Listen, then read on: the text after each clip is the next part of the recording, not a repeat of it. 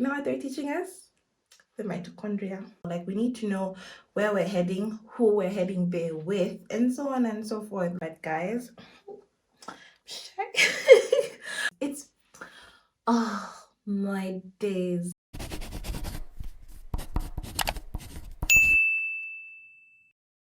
Hi guys, what's up? Welcome back or welcome to my channel. If you're seeing me for the first time, hi, I am Mwange. Please do subscribe to my channel, and yeah, let's just get right into this video. So as you can see from the title of today's video, we're going to be talking about how to boss up. Okay, now you might be wondering how exactly to, where do you start from if you're doing a few steps already, and I'm looking at myself like, okay, am I doing the same steps? So yeah, we're just going to take a real deep dive into it and see what it is all about. Okay, so obviously the first step on how to boss up is to set clear goals on what you want to be, who you want to be, the type of goals that you want to achieve as a human being, like the type of goals that you want to achieve in the short run or in the long term. Like, you have to think about all of those things, set them, and then work towards achieving those certain goals. Now, you know, goals are just a means to give ourselves or our life some sort of direction, you know, like we need to know where we're heading, who we're heading there with, and so on and so forth. Let it be your family, your friends, and people that you surround yourself with. Goals are also meant to give you some sort of purpose as to what you want to achieve in your life. If you set your goals today, you definitely know that you're going to work towards achieving each and every one of those set goals that you have set for yourself, let it be in the short term or in the long term. So your goals should be specific, they should also be measurable, as well as achievable and relevant. And also, like I said, they can be time-based, which is long-term or short-term. So you need to set realistic goals for yourself and see the steps that you can take to achieving those goals. So the second step is to always continue learning. So we as humans obviously evolve with time. There's new things happening in this world each and every single day, and we just always have to keep up to the standards of just learning. Not standards really, like you just have to learn new things to survive in this world. Like, this is 2023, you definitely know that you're not doing the same stuff that you used to do in 2006. Okay, so once you continue learning new things about yourself, let it be reading a book or taking a new course online or just learning a new skill in general, you know, once you embrace having a growth type of mindset, it's going to be easy for you to commit to a lifelong decision of learning and to constantly keep evolving yourself. The third lesson is time management. Guys, I am not good at this. Okay, I am not good at this. If there's a course on time management, I want to take it because my time management skills suck. Like, it's so bad. It's so bad. It's actually ridiculous. Okay, it's not that bad, but I feel I obviously need to improve so much more. Once you know, or once you learn how to manage your time, it's going to be so much easier for you to manage your tasks and to get rid of any easy distractions that may come your way, and also to just make your day to be more productive and to make the most out of your day. I, for one, like I said, I'm not an expert at this. Time management is not one of my strong suits, but like I said, like I'm also learning. I'm going to try to learn, rather. Let me not say I'm learning right now, because child, I would be lying to you. But yeah, so I'm gonna try and learn how to manage my time better. So time management speaks hand in hand with being productive. Obviously, like, you want to learn how to manage your tasks and do everything according to how you've planned it. In that way, you're going to learn how to be more productive and how to make the most out of your day. And trust me, like, who wouldn't want that? Who wouldn't want that? If you've got your time management sorted out, that's well and good for you, but I don't think there's a person who's that. If you are, kudos to you, child. Like, teach us, because it's not things over here. Okay, another step you can take is to prioritize your self-care. And this is a thing that's been now normalized, like, in our society these days. You're gonna find self-care routines all around YouTube, all around TikTok, even on Instagram, maybe Facebook, I don't know, but that's something that has just been normalized these days. It's to take care of yourself. Okay, so self-care can come in forms of taking yourself out on a date, or maybe just feeling good, smelling good, eating good. So once you actually prioritize your physical and your mental health, it's gonna be so great for you. And it's another step in terms of bossing up, because who doesn't want to take on a new day feeling like I've got their stuff together? Like, who wouldn't want that? Physical and mental self-care can come in forms of, I don't know, like going to the gym or eating healthy or reading wellness books or having a self-development chat like you and I are having.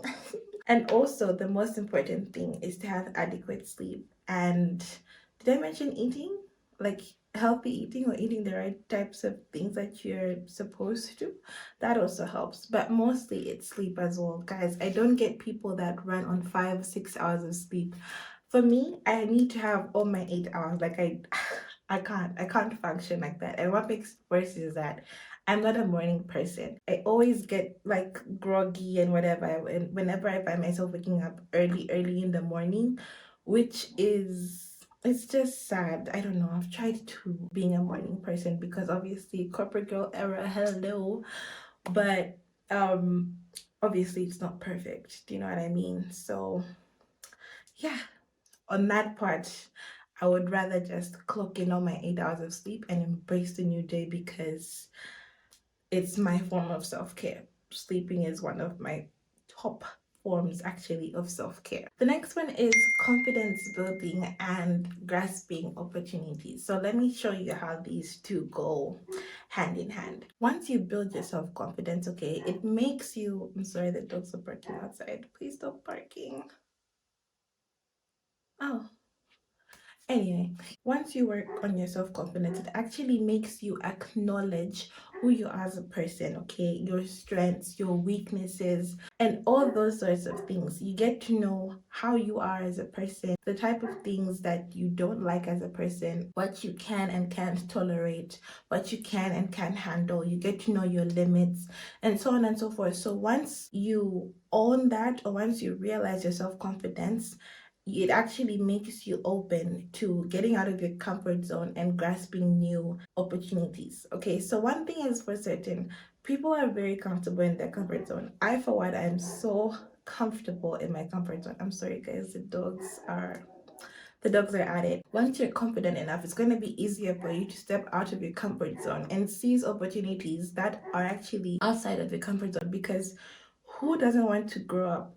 When you're in your comfort zone, you don't grow up. Like, you don't open your mind up to so many possibilities that can happen to you. Another point is networking. Now, this is something that I'm working on myself. Guys, networking with people is so scary, especially these days. Like, it's so hard to make friends. When you want to learn from somebody, then obviously you have to be friends with them and, so on and so forth. Like, I'm so scared of that, because networking can come with so many benefits. You have no idea. When you connect with like a different set of individuals. For example, you can easily network with your mentors.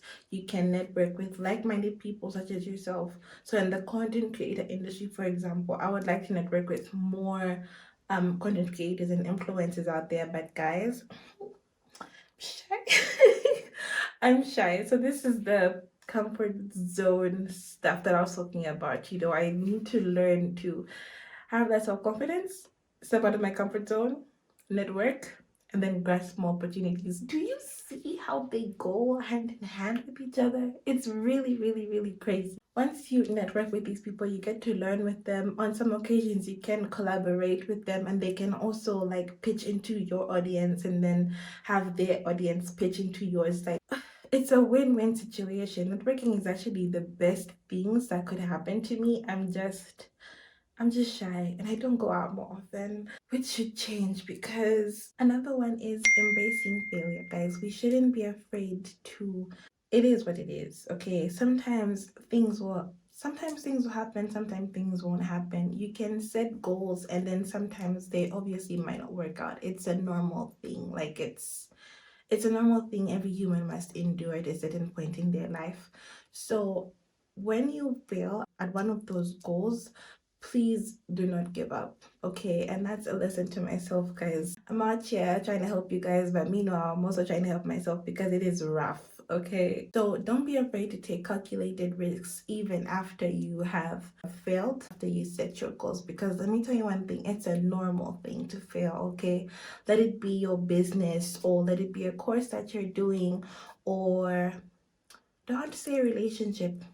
I don't know if that applies here. Maybe it does. Like, you never really know, okay? Once you experience failure, it's okay to just take a step back, reevaluate yourself, and see what you can do better the next time. You know the way in which you're going to approach a certain situation because of the lesson that you have learned from your past mistakes. Once you see that failure as a learning opportunity, it's going to rather be like small stepping stones toward your success. Another thing we should learn, guys, is financial literacy. They did not teach us financial literacy in high school, okay? They're teaching us about the medulla oblongata and the mitochondria being the powerhouse of a cell. Like, for the life of me, I can't remember the last time I actually said mitochondria. I think I said it at work the other day, and my colleagues and I are actually laughing, like, why were we learning parts of a cell? A cell! Instead of learning financial literacy that can actually help us in society these days. It's,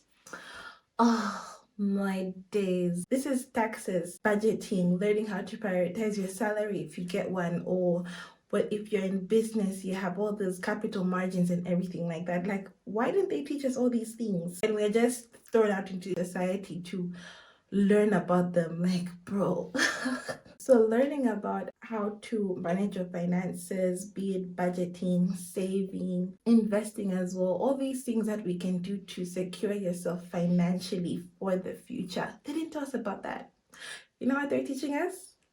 The mitochondria. I'm gonna let this go. Obviously, it's getting quite heated. It's important to learn your financial literacy these days. Take a course on it, or just ask people around you that have an idea. You know, there's so many people these days talking about financial literacy. Stay woke, guys. Stay woke, okay? There's so many people talking about financial literacy, and it can actually help you secure your future financially. It's also important to establish boundaries in your life, okay? And these are healthy boundaries that I'm speaking of. Let it be in your life or at work. Once you set boundaries in your personal or professional relationships, this is to maintain a healthy work-life balance. And that's something that I wouldn't say I've been struggling with. That's something that I'm going to work on, and hopefully by the end of the year, I get my grip on these things, because it's a learning process. I'm not going to learn everything in one night. You're obviously not going to learn everything in this video. So you're going to maybe research on more videos, watch more podcasts, and people actually talk a lot about this stuff. So we have come to the end of the video, guys. If you enjoyed this video, please don't forget to leave me a thumbs up. Comment down below on what you thought about this episode, and if there are a lot of other things that you would like to talk about. This is the Navigating Adulthood series, and I'll be seeing you in the next video. Bye!